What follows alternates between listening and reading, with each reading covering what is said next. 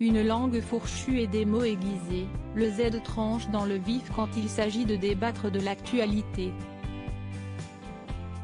Éric Zemmour ne laisse personne indifférent et c'est dans cette optique que CNews a décidé de rappeler celui qui avait déjà fréquenté le canal 16 de la TNT à l'époque où il se faisait appeler iTélé. Un an plus tard, le pari s'est avéré payant. Laurence Ferrari et Pascal Praud, autres grands gagnants. Le Face à l'info de Christine Kelly ne cesse de grandir. S'il a connu son pic de croissance avec le confinement et que sa marge de progression s'est depuis réduite, le talk proposé en accès a enregistré de nouveaux records historiques durant la semaine anniversaire du lundi 12 au vendredi 16 octobre.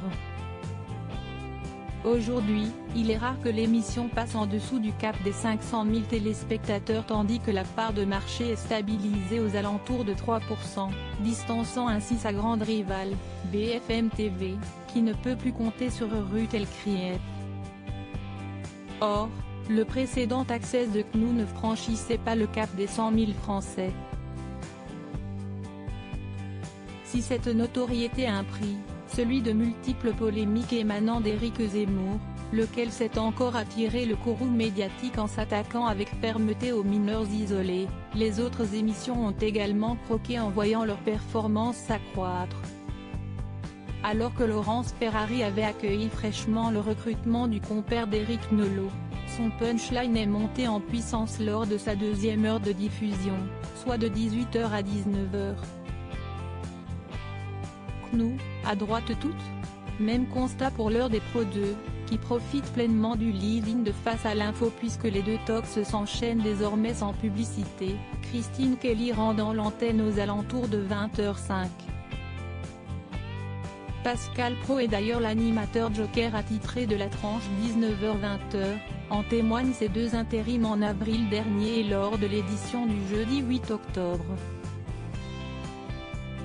Le journaliste bénéficie d'ailleurs d'une totale flexibilité puisqu'il a notamment été autorisé à achever son émission à 21h30 le lundi 19 octobre, soit une rallonge de 40 minutes qui pourrait perdurer.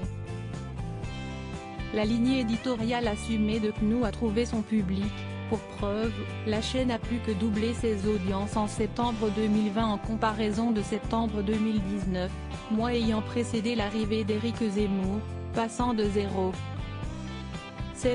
à 1,5%, avec des intervenants comme Charlotte Dornelas, Valeurs Actuelles, Eugénie Bastier, Gilles William Goldenadel, Julienne Odoul ou encore Jean Messia. La chaîne, accusée d'être devenue le terreau de l'extrême droite, ne cesse de pousser la concurrence dans ses retranchements.